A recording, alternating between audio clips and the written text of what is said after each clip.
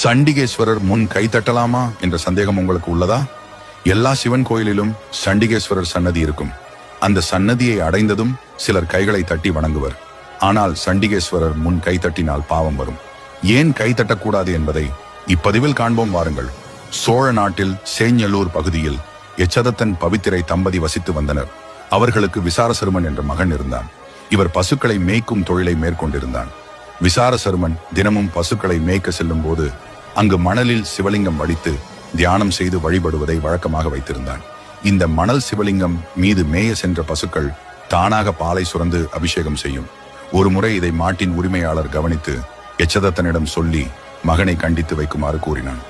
இதை அடுத்து மறுநாள் விசாரசருமன் பசுக்களை மேய்க்க சென்ற போது எச்சதத்தன் மறைந்திருந்து அங்கு நடப்பதை பார்த்தான். பசுக்கள் தானாக பால் சுரந்து மணல் லிங்கம் மீது அபிஷேகம் செய்வதை பார்த்து கோபமடைந்து மணல் லிங்கத்தை காலால் உடைத்தான்.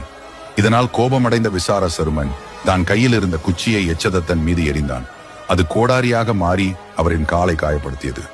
அளவு கடந்த பக்தி வைத்திருந்த விசாரசருமன் முன் தோன்றிய சிவன் பார்வதி அவரின் காலின் காயத்தை மறையும்படி அருளினர். அதோடு விசாரசருமனுக்கு சிவ சொத்துக்களை நிர்வாகம் செய்யும் பதவியை வழங்கினர். அதனால் அவர் சண்டிகேஸ்வரர் என்று அழைக்கப்பட்டார். தனக்கு சூட்டப்படும் அனைத்து மாலை மற்றும் நெய்வேத்தியங்கள் சண்டிகேஸ்வரருக்கு சேரும் என அருளினார்.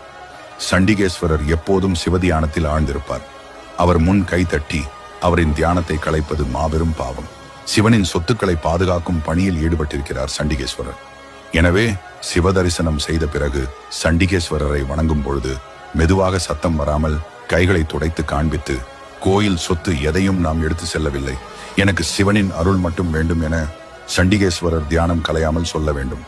இதுவே சண்டிகேஸ்வரரை வணங்கும் முறை என்பதால் இனி யாரும் அவர் முன் கைகளை தட்டி வணங்க வேண்டாம்.